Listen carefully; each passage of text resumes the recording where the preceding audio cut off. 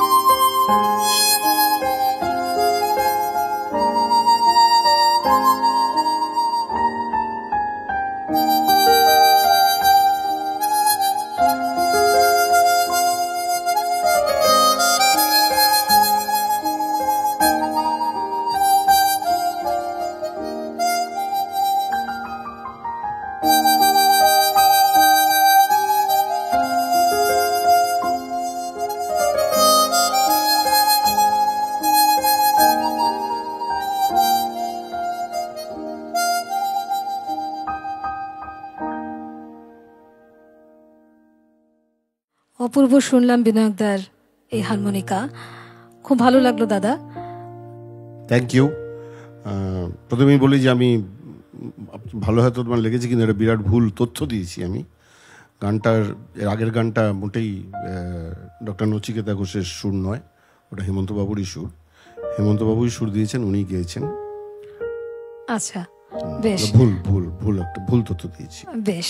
Visual audio theatre এবং studio পিয়ানিসিমোর নতুন show সাঁঝবেলাতে তোমার সুরে সুরে সায়ন্তনীর আড্ডায় যারা যুক্ত হতে চাও, তারা ভিডিওর নিচে যে দুটো নম্বর দেখতে পাচ্ছ, সেই দুটো নম্বরে যে কোনো একটাতে আমাদের ফোন করতে পারো, হোয়াটসঅ্যাপ করতে পারো এবং তোমাদের গানের ভিডিও বা অডিও ক্লিপস আমাদের পাঠাতে পারো এবং এখানে এসে আড্ডায় যুক্ত হতে পারো। আর অবশ্যই সঙ্গে থাকছেন দেবাশিস দা, দেবাশিস সাহা কিবোর্ডে। আমরা আবার বিনায়কদার কাছেই ফিরবো। দাদাকে একটু জিজ্ঞেস করি কিভাবে আপনার শুরুটা হয়েছিল। সকলেরই তো একটা শুরু থাকে, তো এই যে যাত্রাটা আপনার। ওই যে একটা আরাধনা বলে সিনেমা ছিল, আরাধনা থেকেই কিশোর কুমারের বা রাজেশ খান্নার ওইখান থেকেই শুরু, কিশোর কুমার রাজেশ খান্না এই ডুয়েটটা। তো সুজিত কুমার যে বাজিয়েছিল মেরে স্বপ্ন কি রানী রাই, যে একটা মিউজিক পার্ট ছিল, সেইটা আমাকে খুব ক্লিক করতো। তো আমাদের বাড়ির নিচে একজন ভদ্রলোক থাকতেন, নেই এখন আর। তো আমি বুবুদা বলে ডাকতাম, সে এই গানটা বাজাতো। আচ্ছা। তো তা বুবুদার থেকে দেখে দেখে আমি দেখলাম কত দাম, তখনকার দিনে বোধহয় 100 না 150 টাকা দাম ছিল। চাইনিজ একটা মাউথ অর্গান কিনেছিলাম, তারপর সেটা দেখেই শুরু। তো সেইটা দেখে শুরু, একটু যখন একটু লেভেলটা উঠেছে, তো আমার বাবা আর কাকার মানে দুজনেরই বন্ধু ছিলেন যে ভারতীয় কেন বিশ্ব হারমোনিকা জগতের অনেকেই জনক বলেন, শ্রদ্ধেয় মিলন গুপ্ত। তো আমাদের বাড়ির পেছনেই থাকতেন। তো আমার কাকা বলল, চল তোমাকে বাবুয়ার কাছে নেই, বাবুয়ার নাম ছিল ডাকনাম। তারপর আমি মিলন কাকুর কাছে যাই। তো আমাদের পেছনের বাড়ির রাস্তায় থাকতেন উনি। ওইখানে আমি আমার কলেজ, এটা ছিল 1971-72 সে সময়ের কথা। তখন থেকে 75 অবধি আমি ওনার কাছে শিখেছি। 75-এর পরে তো আমি কলেজ চলে যাই, আমার কলেজ ধানবাদে ছিল, হোস্টেলে থাকতাম। তারপর থেকে আমি নিজেই শিখেছি। আচ্ছা। তারপর 80-র পরে, আর 75 থেকে 80 কলেজ থেকে পাশ করার পরে তো মাইনিং লাইনে ছিলাম, জলে জঙ্গলে পাহাড়ে পর্বতে, ঠিক এনভায়রনমেন্টটা কখনো পাইনি। তারপরে শুরু করেছি আবার তোমাদের সাথে মিশে 2016 সায়ন্তনী আর আমি প্র্যাকটিক্যালি দেবাশিসের তত্ত্বাবধানে এই কলকাতা শহরে গান বাজনা শুরু করেছি। নিশ্চয়ই আমি সবসময় বলি, দেবাশিসের একটা স্টুডিও পিয়ানিসিমোর একটা বিরাট অবদান আছে। আমি আজকে আমার যা পরিচিতি, তার অনেকটাই দায়ী দেবাশিস, সায়ন্তনীও বটেই। তো শ্রীপর্ণাও ছিল আমাদের সাথে। যাই হোক, সেইভাবেই শুরু, এখন চলছে। এখন তো ভীষণ ভালোভাবে চলছে। হ্যাঁ, এখন আমার ছাত্রছাত্রী অনেক হয়েছে, তারাও এখন টিভি শো করছে, ভালো প্রোগ্রাম করছে, তারা ভালোই শিখছে। ভীষণ ভালো। আমি এখন শেখাতে বেশি হয়েছে, আর বাজানোতে এখন একটু গিটারের দিকে নজর দেবো। একেবারে, মানে নানান রকম বাদ্যযন্ত্রের প্রতি বিনায়কদা যে ভীষণ ভাবে ভালোবাসেন বাজাতে, এবং আমরা প্রতিদিনই শুনছি নতুন নতুন অনেক কিছু। মানে এত উদ্যম খুব কম মানুষের মধ্যে দেখতে পাই, সেটা একেবারেই ব্যতিক্রমী। আমি বলবো বিনায়কদা সেখানে অনেকটাই ব্যতিক্রম। যাব পরের হারমোনিকাতে যাব। পরের গানও হেমন্ত মুখার্জির সুর, লতাজির গাওয়া। ওই আবার গানটা বাজাবো, আপনারা যদি না বোঝেন তাহলে আমি ধরে নেবো যে আমি ভালো বাজাতে পারি না।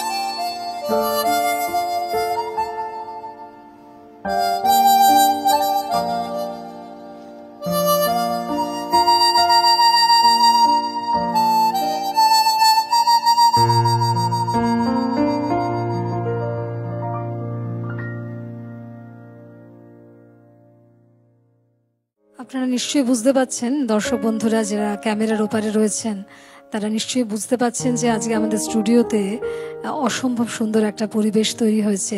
একদিকে বিনায়কদার এত সুন্দর হারমোনিকা, আর অন্যদিকে দেবাশিসদার পিয়ানো, দুটোই মিশে মানে আমি কথা বেশি না বলাই আজকে ভালো, বিনায়কদাকে বাজাতেই অনুরোধ করব।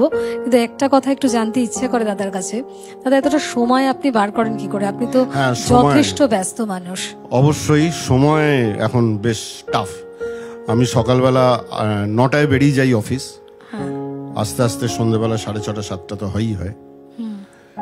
তার মানে সকালবেলা মানে ওই সকালবেলা 8টা 7:30 7টা 7:30 অবধি একটু প্র্যাকটিস করা। সন্ধ্যেবেলা তো আমার ক্লাস থাকে, সন্ধ্যেবেলা বাড়ি ফিরি না, আমি প্রত্যেকদিন 2টো করে ক্লাস করি। আচ্ছা, মানে সেটা কি নিজের ক্লাস না আপনি শেখান? আমি শেখাই, আমি শেখাই। আমি নিজের ক্লাস বলতে আমাকে সোমনাথ দাস, যে আমার গিটারের গুরু, উনি সপ্তাহে একদিন শেখান না, উনি আমার সপ্তাহে রোজই শেখান। প্রতিটি পদক্ষেপেই আমি এই প্রিকটা কতটা পড়বো, বারটা কোথায় ধরবো, প্রতিটা কোথায় প্রিক করবো, ও বলতে পারো সারাদিনই, সারা সপ্তাহে শেখায়। বাট ফর্মালি একদিন শিখি। আর আমি স্যাক্সোফোন শিখতে ফর্মালি একদিন যাই পল্লব চ্যাটার্জির কাছে, সেটা আমার বাড়ি থেকে খুব একটা দূর না। তো এই দুটোই আমি শিখি। হ্যাঁ, অজন্তার কাছে গান শিখি, অজন্তার কাছে গান শিখি, সেটাও সপ্তাহে একদিন। ওই হেঁড়ে গলায় গানও গাইছি সেটা তো আপনি বললেন। বললাম। তো এই 3 দিন আমি শিখি, আর বাকি এই 3 দিন যেদিন শিখি সেদিন আবার শেখাইও। আমার প্রায় 10-12 জন স্টুডেন্ট আছে, 12-14, কিছু কেউ খুবই ভালো করছে। তো যাই হোক, সেইভাবেই চলছে। ওর মধ্যে সময় ম্যানেজ করেও সময়টা বার করে আমার একটা মনে হয় যে প্যাশন যদি থাকে, ভালোবাসা যদি থাকে, সময় তো বেরিয়ে আসবে। একদম সময় বেরিয়ে আসবে। আমি যেদিন এই গিটারটা কিনি, সোমনাথ তো আমাকে গিটার দিয়ে দেখিয়ে টেকিয়ে চলে গেল। আমি তার পরের দিন ভোরবেলা 3টের সময় ঘুম থেকে উঠে আমি গিটারটাকে বাজিয়েছি, তারস্বরে একদম। মানে আসলে ঘুম হয় না, মানে প্যাশন থাকলে, আমার মনে হয় প্যাশন থাকলে সময় বেরিয়ে যায়। সময়টা তো একটা ওটা একটা প্যাশন থাকলে ওটা একটা বাই প্রোডাক্ট, সময় বেরিয়ে আসবে, যে করে বার করে নেবো। একদম। যাবো বিনায়কদার পরের নিবেদন। আমার পরের নিবেদন ওই ডক্টর নচিকেতা ঘোষের সুরারোপিত হেমন্ত বাবুর একটা কালোজ্জয়ী গান। এই গানটা আমি শিখেছি একেবারে সুনীল গাঙ্গুলির গিটার শুনে। আচ্ছা, আমি ওরকম ভাবে একটা গিটার, যে আমি ইনফ্যাক্ট আমি গিটারেতে এসেছি ওই একটা গানের জন্য। ওই গানটা একদিন শিখবো। আমি সোমনাথকে বলেছি আমাকে গানটা একদিন শেখাতে। সুনীল গাঙ্গুলি যেভাবে এই গানটা বাজিয়েছেন, আমার মনে হয় হেমন্ত বাবু বোধহয় ওইভাবে মানে পুরো প্রতিটা অংশ তুলে নিয়েছেন, প্রতিটা নোট, মাইক্রো নোট পর্যন্ত উনি নিয়েছেন। ঠিক আছে, আমি তো আর গিটার সেই লেভেলে বাজাই না, বাট আমি মাউতার গানে বাজাতে শুনবো।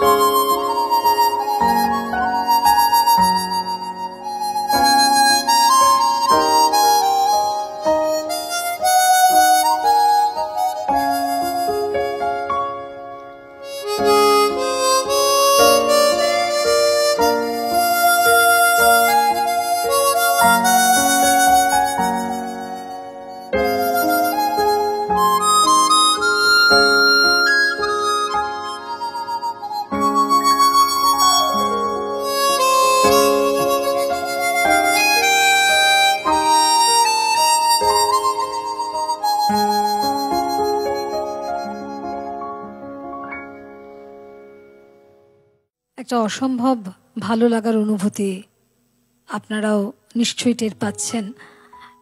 ক্যামেরার ওপারেও কিন্তু যারা রয়েছেন তাদের প্রত্যেকের কাছে এই পর্বটি যথেষ্ট ভালো লাগার। আমার মনে হয় যে সকলে উন্মুখ হয়ে রয়েছেন বিনায়কদার এই বাজনা শোনার জন্য। আমরা এবার বোধহয় স্টিল গিটারের দিকে চলেছি দাদা, তাই তো? হ্যাঁ, স্টিল গিটার বাজাবো এখন। হ্যাঁ, দাদাকে একটু জিজ্ঞেস করি যে এখন যে শেখানোটাই কি মূল বিষয়? হ্যাঁ, আমি এখন সঙ্গীতের ব্যাপারে আমি দুটো জিনিসের দিকে আমি আমার নিজের পারফরমেন্স হারমোনিকাতে এখন খুব একটা করি না। আচ্ছা। এবং খুব ভালো কোনো জায়গায় কল পেলে তবেই করি, আদারওয়াইজ আমি করি না। আমার এখন মূল বিষয় হচ্ছে হারমোনিকা যদি দেখতে হয় আমার শেখানো। আমি যেরকম বললাম, আমার এখন অনেক স্টুডেন্ট হয়ে গেছে, আমার সপ্তাহটা পুরোই ব্যস্ত থাকি স্টুডেন্টদের নিয়ে।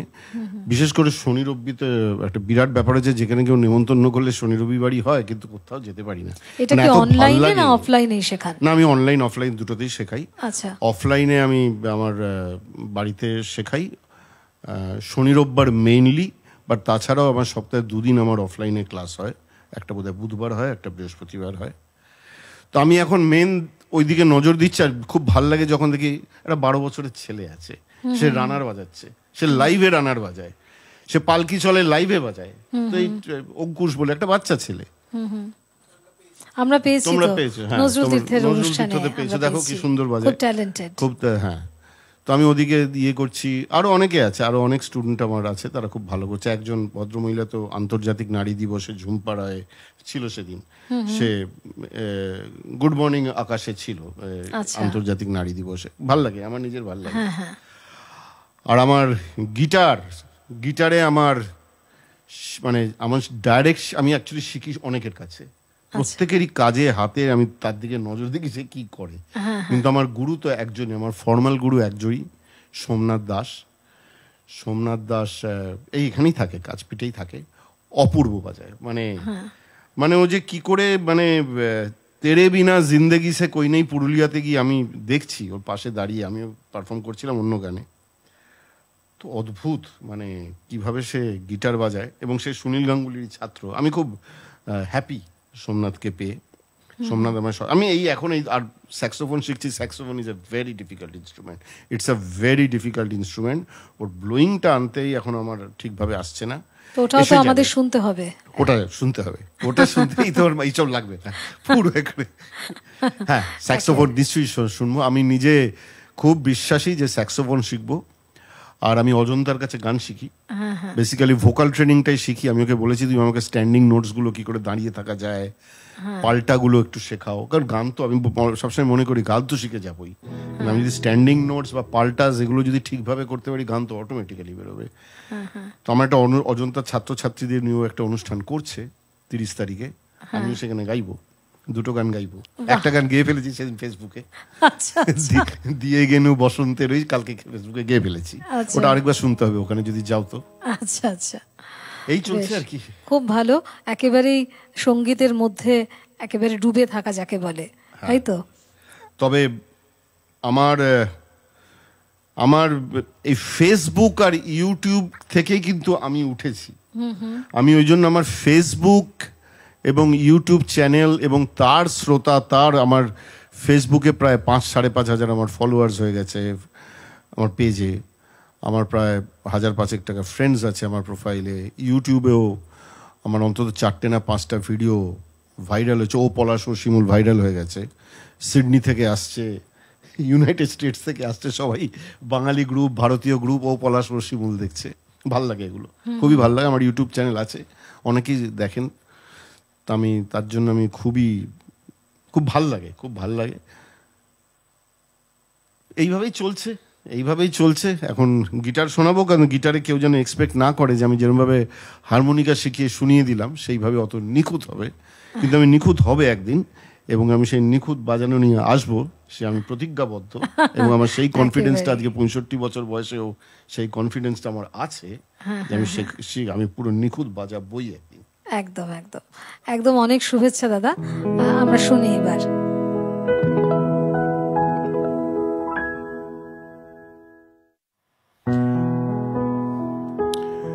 গিটারে প্রথম দুটো লাস্ট দুটো গানই আমি রবীন্দ্রসঙ্গীতই করছি।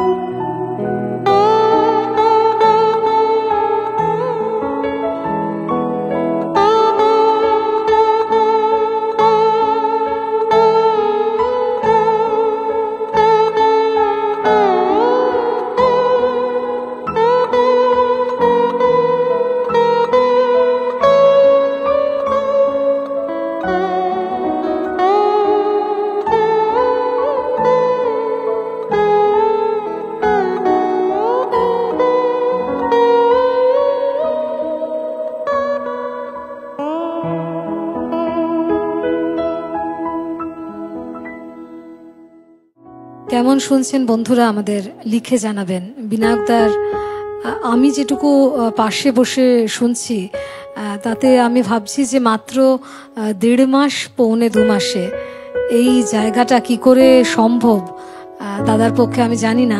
মানে আমি অবাক হয়ে দেখছিলাম যে বিনায়কদা বাজাচ্ছেন এত পারফেক্টলি। এখনো তো আমার তো খুব পারফেক্টই লাগলো, আপনি বলছেন যে আরো পারফেক্ট হবে, কিন্তু খুব সুন্দর, খুব শ্রুতিমধুর দাদা, খুব ভালো লেগেছে।